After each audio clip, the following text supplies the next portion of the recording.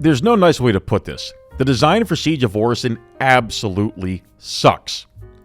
While technically and visually impressive, I feel like it wasn't made with much understanding of how players behave in online games. My concern here is that we may end up throwing away the baby with the bathwater. I don't want that. I don't want Siege of Orison to be removed or changed in such a way that it loses whatever charm or intent it has. Rather, I want it to be understood and to work from the perspective of both PvP and PvE players. And before anybody goes, well, they would never remove it, whatever happened to Nine Tails of Lockdown? They got rid of that. Same thing could happen to Siege of Orison. Both of these events are on their way to being a failure. It's because of a complete lack of understanding of the problems that are being faced. The first problem we have is with the shuttles, and this is the biggest problem. It's how we arrive at the battle. To initiate the battle, players must rely on a linear shuttle service that can be easily camped by other players. If a player wants to kill you before you can reach an objective, all they need to do is wait for the meat wagon, known as the shuttle, to arrive and send in some grenades. Alternatively, if they're feeling generous, they can let you step off and welcome you with a barrage of light machine gun fire from a vantage point. The choice is theirs, really. By the way, I am totally guilty of this myself. I've received a very polite warning from CIG to please stop it, to give players a chance, and I've abided by this. I do give players a chance, but I still mercilessly kill them. I believe this shuttle system was implemented to ensure a staged battle similar to a beach assault landing that players couldn't bypass with their ships. While this adds a level of predictability and flow to the event, in a game where we purchase and use ships, it feels strange that we cannot actually use them. We could achieve this linear progression and a sense of a shifting battle line while allowing players to use their own transports in more organic ways. The most obvious solution is a turret system, which we do have, by the way.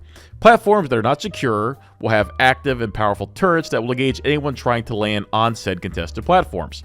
This allows for organic reinforcements, fire support, and it creates an objective for both sides to fight and battle for. Essentially, we're creating combined arms here with an objective attached to it.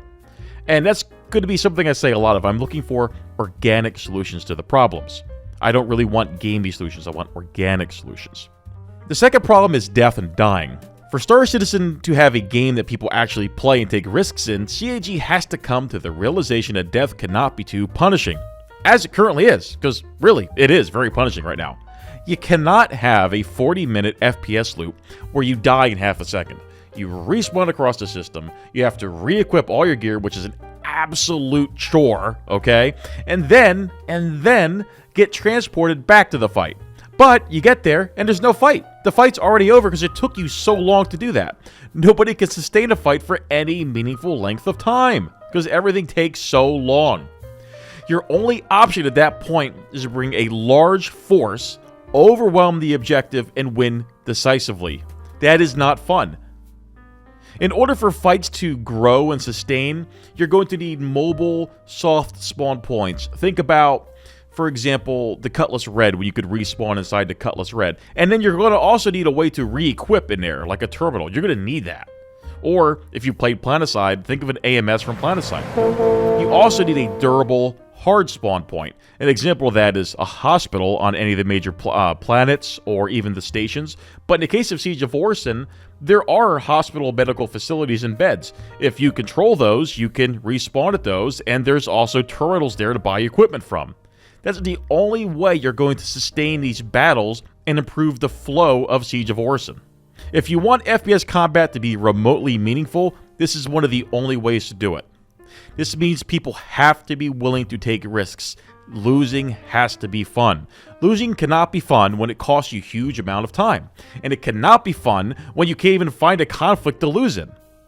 Why are you fighting over the facility? Why are you fighting over Orison? Why are you fighting over anything? What happens when you die? How do you return to the fight? How do you win? What do you get for winning? What do you risk with losing? Can you lose and still walk away feeling like the time you spent was worthwhile and enjoyable?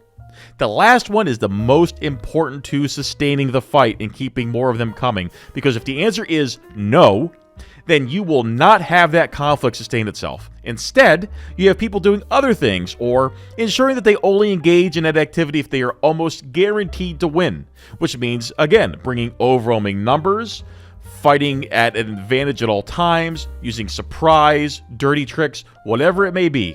This usually leads to large groups of players sitting around doing nothing. Look at Jump Town for a perfect example of that, because you can see it in the game right now. How many times you go to J18, there's just a big org, again, ours included, sitting out there doing nothing, just waiting for the money to come out. A lot of people do that. So you have large groups sitting around doing nothing, or you have complete or mismatched situations where the other side doesn't stand a chance and doesn't have a good time. And that's what's currently happening in Siege of Orison. Nobody is having fun. The third and final problem is the lack of factions in Star Citizen. There has to be something. There cannot be no factions in this game. The more I play it, the more I have come to the realization that we need factions. During the battle for Siege of Orison, you very clearly have two factions present. You have Crusader, which is blue, and Ninetales, which is red. But players cannot pledge to or join either one of them. Everyone starts off blue, and the only way to become red is to murder another player. Unsurprisingly, this leads to players being frustrated, and justifiably so. Ironically, the prison system that most blue players think will solve these issues only exasperate and make it an issue in the first place. If I go on a killing spree against other players, which, if you know me, I very often do, I will just hand myself in at the end of the night and go to jail. When I get back up in the morning or log into the game whenever I happen to do it again, I am free to go, and I am once again a member of the blue team. I am now once again a member of the blue team, and I am ready and willing to eagerly kill more innocent players. Nobody knows that I'm going to do that because I'm part of the blue team. Prison made me part of the blue team. Star Citizen needs factions. They can be fluid and joinable, leavable through in-game actions and events, but they absolutely have to be in this game if it is going to work. If anything's going to work, we have to have some form of factions, be they hard or soft. How does all of this apply to Siege of Orison? Simply put, each platform needs to have a spawning bed that you could use if your quote-unquote faction controls it, or one that you could bring via a ship. Again, look at, for example, the old Cutlass Red. Prison also has to be disabled for this to work. It's a stupid mechanic that doesn't help to protect blue players, and at the worst, it's a minor inconvenience for red players. If you're red and you die on one of the platforms during Siege of Orison, you need to go back to some type of home spawn for the red team at Siege of Orison. You can't just go to prison. This would be located, somewhere on the platform. It doesn't matter. You kind of see the point here, right? That's your home base. You go back there with the rest of your team, quote unquote. You re-equip, rearm, you go back, and you join the fight. Same thing for the blue team. You go back to their starting platform, which isn't going to be the Orison Hospital, by the way, because that's way too far away. And you got to ride a tram, which is the main cause of the problems, is riding that stupid shuttle. Hopefully you kind of see what I'm going at here. A big part of the allure for Siege of Orison is that it is a PvP and PvE event. PvP and PvE enhance one another. I'd argue games that feature both are much better than games that only feature one without the other. Modern shooters can incorporate PvP and PvE into a battle and have it work seamlessly to the point where both types of players are satisfied. I believe that Destiny 2 achieved this with the Gambit game mode. I found Gambit to be far more enjoyable than Crucible, and considering how popular it was, I think most people did as well. Titanfall 2's default game mode, I don't remember the name of it, but you end up fighting NPCs as well as players, and you get to call your mechs down, and that's how you score. You kill enemy players, enemy NPCs, and you capture points. It worked really well. And then finally, everyone's favorite bad looter shooter from Russia, Tarkov, Escape from Tarkov. It's very heavily PvE based with PvP thrown in. I don't care what anybody tells you. That game is largely PvE with PvP, and it's very popular. I never understand it, but it is.